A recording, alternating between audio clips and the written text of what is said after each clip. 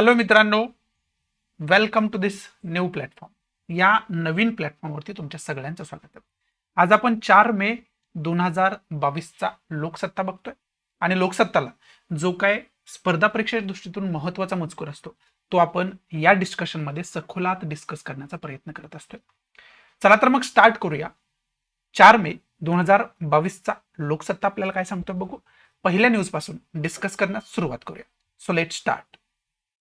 आपली पहिली न्यूज आहे ती सुवर्ण खरेदीकडे ग्राहकांचा सर्वाधिक कल आहे. अशा पद्धतीची आशयाची खरं तर न्यूज आहे. मग ही न्यूज बघितल्यानंतर अक्षय तृतीय निमित्त खरं तर ही जास्त खरेदी सोन्याची होती हे आपल्याला पाहावयास मिळते. ही न्यूज बघितल्यानंतर तुम्ही म्हणाल की ही एवढी इम्पॉर्टंट एक्झामच्या दृष्टीतून नाहीये, परंतु कोणतीही न्यूज जर आपल्याला एक्झामचा सिलेबस परफेक्टली माहिती असेल तर खरं तर आपण समजू शकतो की ती इम्पॉर्टंट आहे की नाही. तर याच्यामध्ये विशेष करून कशावरती बोलले गेले तर गोल्डवरती बोलले गेले.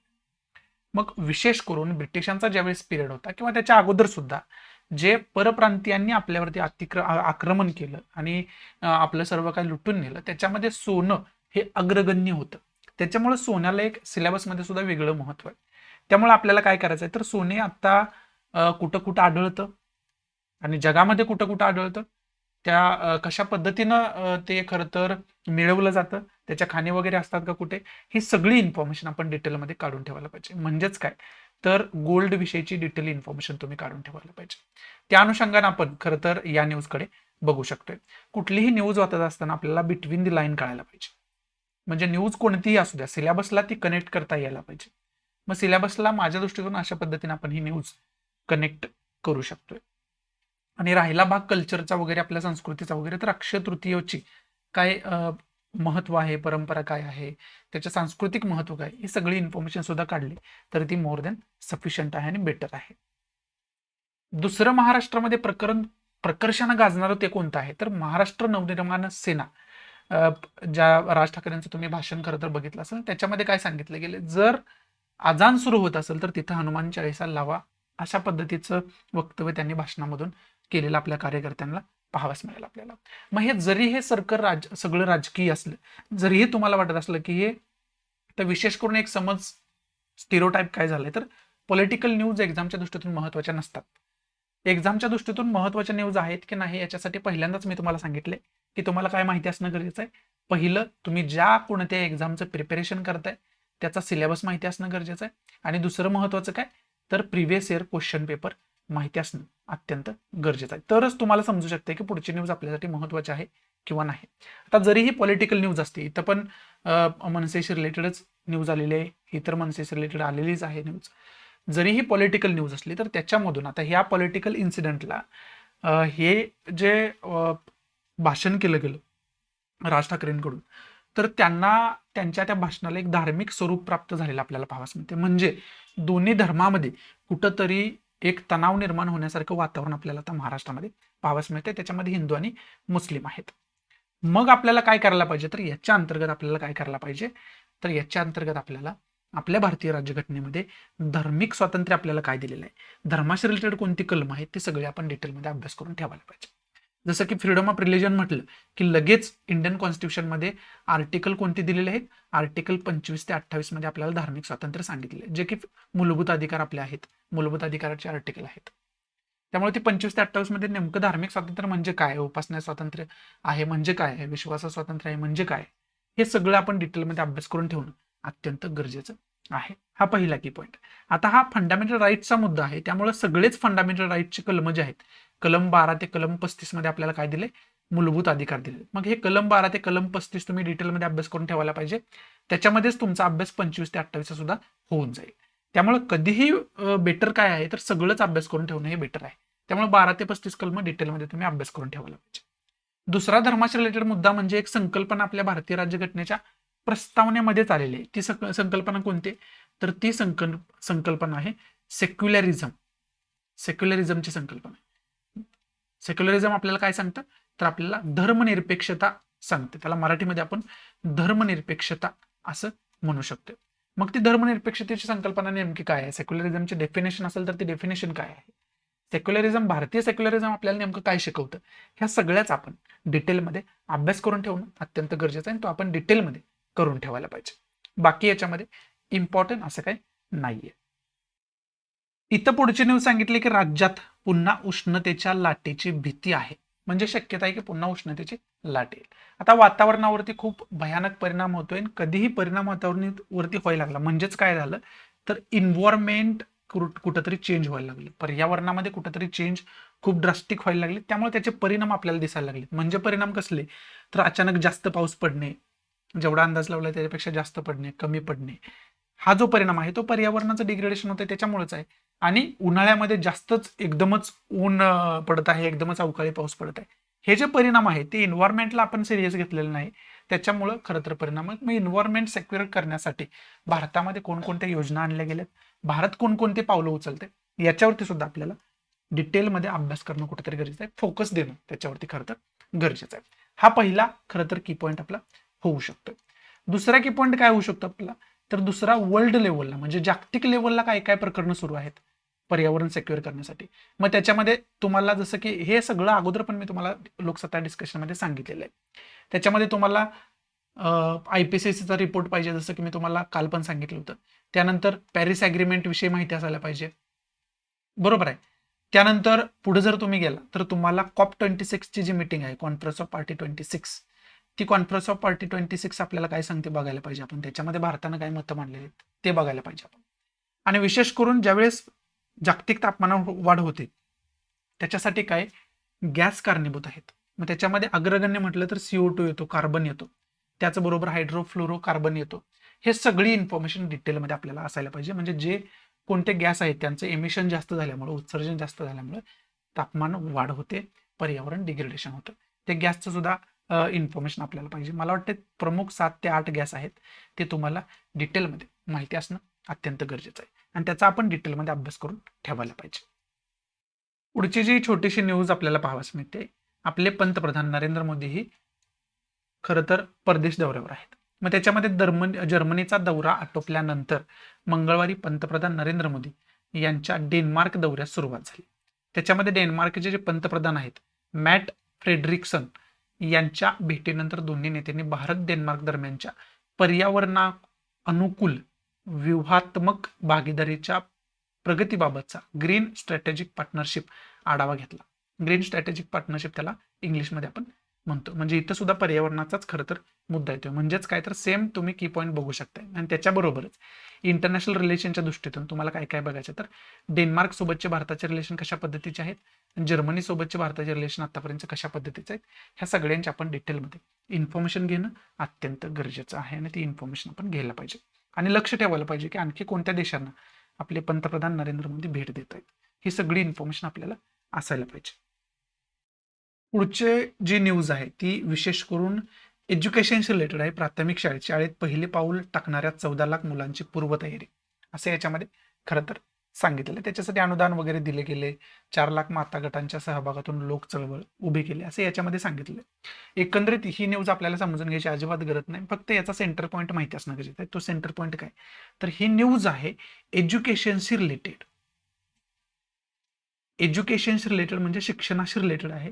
त्यामुळे आपल्याला डायरेक्टली आपण अभ्यास कशाला करून ठेवायचा तर न्यू नॅशनल एज्युकेशन पॉलिसी आली आता. न्यू नॅशनल एज्युकेशन पॉलिसी जी आहे ती नॅशनल एज्युकेशन पॉलिसी आपल्याला डिटेलमध्ये माहिती असायला पाहिजे. त्याचे नियम वगैरे काय आहेत, बदल काय पहिल्या शिक्षण व्यवस्थेमध्ये आणि आता शिक्षण खरं तर पॉलिसीनुसार काय बदल केले गेले आहेत, हे सगळी इन्फॉर्मेशन डिटेलमध्ये आपण काढून ठेवायला पाहिजे. तो सुद्धा सिलेबसचा एक आपल्या भाग आहे. त्यामुळे ते डिटेलमध्ये आपल्याला माहिती असायला पाहिजे. प्रिलियमला वगैरे क्वेश्चन त्याच्यावरती येण्याची शक्यता जास्त आहे. पुढची जी न्यूज आहे तर राज्यपाल राज्य शासनातील वादात कुलगुरू निवड प्रक्रियेची रखडपट्टी. म्हणजेच काय झालंय तर आता अगोदर राज्यपाल जे आहेत ते कुलगुरूंची निवड करत होते विद्यापीठांच्या. म्हणजे थोडक्यात सांगायचं झालं तर आतापर्यंत कुलगुरूंची निवड जी आहे ती खरं तर राज्यपालांच्या निर्देशनाखाली व्हायची, म्हणजे राज्यपाल करायचे असं आपण म्हणू शकतो. परंतु त्यानंतर राज्य शासनातील गव्हर्नमेंट म्हणजे राज्य शासनानं काय केलं तर नवीन कायदा आणला, त्याला राज्यातील विद्यापीठ कायदा असं आपण म्हणतो. मग युनिव्हर्सिटी ऍक्ट सुद्धा त्याला इंग्लिशमध्ये आपण म्हणू शकतो. त्या युनिव्हर्सिटी ऍक्टमध्ये राज्यपालांचे जे काय ते अधिकार आहेत ना ते काढून राज्य सरकारकडे घेण्यात आलेले आहेत. मग आता त्याच्यामध्ये राज्यपालांचं जे अधिकार आहे कुलगुरूंची निवड करण्याचा तो अधिकार खरं तर राज्य शासनाकडे जातोय आणि हे खरं तर राज्यपालांना पण समजते. आता कोणताही राज्य सरकार ज्यावेळेस कायदा पारित करतं त्यावेळेस त्याच्यावरती फायनल सँक्शन जे असतं ते कुणाचं असतं तर राज्यपालाचं असतं. आणि राज्यपालाच्या सुद्धा वरती जर म्हटलं तर राष्ट्रपतींचं असतं. मग आता हा जो कायदा आहे ते सँक्शनसाठी राज्यपालांकडे गेलेला आहे. परंतु राज्यपालांनी काय केलंय तर त्याच्यावरती आणखी सँक्शन्स दिलेलं नाही, त्याच्यावरती आणखी असेंट दिलेला नाही. त्यामुळे तर रखडपट्टी हा शब्द इथे वापरण्यात आला. मग आता याच्यातून तुम्हाला समजलं असेल आपल्याला काय बघायचं आहे तर विद्यापीठ कायदा नेमका काय आहे. आता कायदा म्हणता येणार नाही, याला बिलच म्हणता येईल, पण तो त्याच्यामध्ये काय काय तरतुदी आहेत त्या तरतुदी तुम्हाला डिटेलमध्ये अभ्यास करून ठेवायचे आहेत. त्या सगळ्या तरतुदी आपण डिटेलमध्ये अभ्यास करून ठेवायला पाहिजे. आणि दुसरा एक मुद्दा जास्त गाजतो याच्या अनुषंगाने आपल्या लक्षात लगेच यायला पाहिजे. तो मुद्दा कोणता आहे तर ज्या ज्या राज्यांमध्ये बीजेपी पक्षाच्या व्यतिरिक्त दुसऱ्या पक्षाची सरकार आहेत तिथं राज्यपाल आणि राज्य सरकार या दोघांमध्ये वाद खूप मोठ्या प्रमाणात पाहावयास मिळते. मग त्याच्यामध्ये महाराष्ट्र आहे, पश्चिम बंगाल आहे आणि इतर काही राज्य सुद्धा त्याच्यामध्ये आहेत. मग तो जो वाद आहे त्या वादामुळे काय होते तर संघ राज्याचा प्रश्न खरं तर उपस्थित होतोय, फेडरलिझमचा इश्यू खरं तर उपस्थित होतोय. मग आता संघ राज्याची संकल्पना भारतीय राज्यघटनेमध्ये आपल्याला कुठं दिलेली आहे, त्याचे नेमके डेफिनेशन काय आहे, त्याचं विश्लेषण भारतीय राज्यघटनेमध्ये कशा पद्धतीने दिलेलं आहे, त्याच्या रिलेटेड कलमं कोणती आहेत, ह्या सगळ्यांचा आपण डिटेलमध्ये अभ्यास करून ठेवायला पाहिजे. त्या अनुषंगाने खरं तर ही न्यूज महत्वाची असं आपण म्हणू शकतो. म्हणून तर पहिल्यांदाच तुम्हाला म्हटलं की न्यूज समजण्यापेक्षा बिटवीन द लाईन समजायला पाहिजे. आणि बिटवीन द लाईन समजायसाठी तुमचा सिलेबस परफेक्ट असणं गरजेचं आहे. सिलेबसवरती कमांड असल्याशिवाय कोणताही स्टडी करणं खरं तर मी तर म्हणेन गुन्हाच आहे. त्यामुळं सिलेबसचा आपण डिटेलमध्ये अभ्यास करून ठेवणं गरजेचं आहे. प्रिव्हियस इयर क्वेश्चन पेपर बघत राहणं गरजेचं आहे. तरच तुमच्या अभ्यासाची दिशा जी आहे ती करेक्ट असू शकते. पुढची न्यूज आहे ती न्यूज आहे पंतप्रधान आवास योजनेशी रिलेटेड. आणि पंतप्रधान आवास योजना ज्या पद्धतीनं काम व्हायला पाहिजे त्या योजनेच्या अंतर्गत त्या पद्धतीनं काम होत नाही, खूप हळूहळू काम व्हायला लागले. म्हणजे कामाची संथगती सुरू झाली की काय असा प्रश्न खरं तर इथं उपस्थित झालेला आपल्याला पाहावयास मिळतं. मग याच्यातून एकच की पॉईंट आपल्याला घ्यायचा आहे तो म्हणजे पंतप्रधान आवास योजना काय आहे, त्याच्या अंतर्गत तरतुदी काय काय केलेल्या आहेत, ही योजना कधी लॉन्च केली गेली होती, हे सगळ्यांची इन्फॉर्मेशन आपल्याला डिटेलमध्ये असणं अत्यंत गरजेचं आहे. पुढची न्यूज आहे, आता ही न्यूज जर बघितलं तर ही न्यूज आपल्यासाठी अजिबात इम्पॉर्टंट नाहीये. ही न्यूज आहे ती जसं की मी तुम्हाला सांगितलं की आपले जे पंतप्रधान आहेत ते विदेश दौऱ्यावर आहेत आणि डेन्मार्कच्या पंतप्रधानांचा आशावाद हा आहे की भारत रशियाला युद्धबंदीस प्रवृत्त करेल. म्हणजे जे रशियाने युक्रेनवरती आक्रमण केलेलं आहे, जे युद्ध सुरू आहे आणि नागरिक त्याच्यामध्ये मारले जात आहेत, सगळीकडे जाळपोळ खरं तर सुरू आहे तिथं, ते बंद होण्यासाठी भारत खूप मोठी भूमिका पार पाडू शकतो असंच कुठंतरी यांना इनडायरेक्टली म्हणायचं आहे. मग याच्या अगोदर मी तुम्हाला अनेक वेळा सांगितले की रशिया युक्रेन युद्धातून आपल्याला नेमकं काय शिकायचं आहे, रशिया युक्रेन युद्धातून आपल्याला नेमकं काय घ्यायचं ही सगळी इन्फॉर्मेशन डिटेलमध्ये ऑलरेडी मी देऊन ठेवलेली आपल्या ऑफलाईन सॉरी दुसऱ्या प्लेलिस्ट ज्या आहेत त्या प्लेलिस्टमध्ये खरं तर आपण ती इन्फॉर्मेशन डिटेलमध्ये देऊन ठेवलेली. ती इन्फॉर्मेशन तुम्ही बघितलं नसेल तर ती पण बघून घ्या, जेणेकरून तुम्हाला रशिया युक्रेन युद्धातून आपल्याला नेमकं काय शिकायचं आहे हे सुद्धा समजून घेता येईल.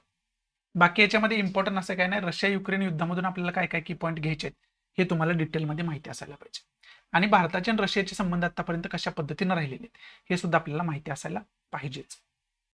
पुढची जी न्यूज दिसते ती जॉग्राफीच्या दृष्टीतून खूप महत्वाचं आहे, कारण याच्यामध्ये जमिनीची धूप होते त्याच्याविषयी खरं तर न्यूज आली. देशात दरवर्षी शेत जमिनीच्या मातीची हेक्टरी 10 टन हानी होते. म्हणजेच काय होते, धूप होते, इरोजन त्याला आपण इंग्लिशमध्ये म्हणतो. राजस्थान पाठोपाठ महाराष्ट्राचा याच्यामध्ये क्रमांक लागतो. त्यामुळे एमपीएससी साठी सुद्धा ही खूप महत्वाची न्यूज आहे असं आपण खरं तर म्हणू शकतो. जमिनीची धूप होत असल्याचा परिणाम आहे. म्हणजे जमिनीचे धूप होणं म्हणजे काय तर जमिनीवरील जी माती आहे ती वाहून जाणं किंवा वाऱ्यामुळे ती विस्थापित होणं आणि त्याच्यामुळे काय होतं तर जमिनीचा कस कमी होतो. जी जमिनीची उत्पादन क्षमता असते ती उत्पादन क्षमता खरं तर कमी होते. आणि धूप होण्यामध्ये राजस्थान एक नंबरला आहे, महाराष्ट्र आहे त्याच्यानंतर गुजरात आहे, कर्नाटक, ओडिसा, झारखंड, तेलंगणा असा त्याचा खरं तर क्रम या ठिकाणी आपल्याला दिलेला आहे. मग साधारणपणे अतिवृष्टीमुळे अनेक ठिकाणी जमीन खरडून जाते, अति उष्ण तापमानामुळे जमिनीला भेगा पडतात, या व तत्सम कारणांमुळे जमिनीचा कस कमी होतो, त्यामुळे उत्पादन क्षमता ही कमी होते. ती वाढवण्यासाठी नंतर रासायनिक खतांचा वापरही वाढला जातो. हे परिणाम वेगवेगळे याच्यावरती दिलेले. मग याच्यामधून जॉग्राफीचा एकच पॉईंट तुम्हाला सखोलात अभ्यास करून ठेवायचा आहे. तो पॉईंट कोणता आहे तर जमिनीची धूप. जमिनीची धूप होण्याची कारणं वेगवेगळी आहेत, ती कारणं आपल्याला माहिती असायला पाहिजे आणि जमिनीची धूप रोखण्याचे उपाय सुद्धा आपल्याला दिलेले आहेत आणि त्याच्यावरती एमपीएससीला पण प्रश्न प्रीला विचारला गेलाय आणि युपीएससीला पण प्रीला प्रश्न विचारला गेलेला आहे याच्यावरती. त्यामुळे त्या कोणकोणत्या पद्धती आहेत की ज्या पद्धतीमध्ये म्हणजे ज्या पद्धती निर्माण केल्या गेल्यात कशासाठी, तर जमिनीची धूप रोखण्यासाठी. त्या पद्धती तुम्हाला माहिती पाहिजे आणि त्याच्या अगोदर नेमकी जमिनीची धूप कशी होत असते, नेमकं जमिनीची धूप कशाला म्हणायचं, कोणत्या प्रक्रियेला जमिनीची धूप होणं म्हणायचं आणि त्याचे प्रकार किती प्रकारचे आहेत, म्हणजे कोणकोणते प्रकार आहेत जमिनीची धूप होण्याचे, ही सगळी सखोलात इन्फॉर्मेशन तुम्ही काढून ठेवायला पाहिजे. जेवढं मी तुम्हाला सांगितले ऍटलिस्ट तेवढं तर तुम्ही अभ्यास करून ठेवायलाच पाहिजे. त्या अनुषंगाने खरं तर ही न्यूज महत्वाचे असं आपण म्हणू शकतो. आणि हा जो क्रमवारी दिली 2018-19 आकडेवारी ही, ती 2018-19 आकडेवारी तुम्हाला डिटेलमध्ये माहिती असायला पाहिजे. ती तुम्ही कुठंही यूज करू शकताय. प्रिलियमला सुद्धा जर क्वेश्चन विचारला तरी सुद्धा तुम्ही त्याचा चांगल्या पद्धतीने उपयोग करून घेऊ शकता. इथं खरं तर आजचा आपला लोकसत्ता समाप्त होतोय. आशा आहे की मी तुम्हाला चांगल्या पद्धतीने एक्सप्लेनेशन याचं देऊ शकलो असेल. आवडत असेल तर प्लीज लाईक करा, नसेल तर डिसलाईक करा. आणि डिसलाईक का केलं हे कमेंट बॉक्समध्ये नक्की सांगा, जेणेकरून तुमच्या इन्स्ट्रक्शननुसार त्याच्यामध्ये मी इम्प्रोव्हायझेशन करू शकेन. सो या ठिकाणी तुमची रजा घेतो. भेटू आपण अशाच इंटरेस्टिंग नवीन लेक्चरमध्ये. तोपर्यंत thanks for watching. Good bye, take care, जय हिंद.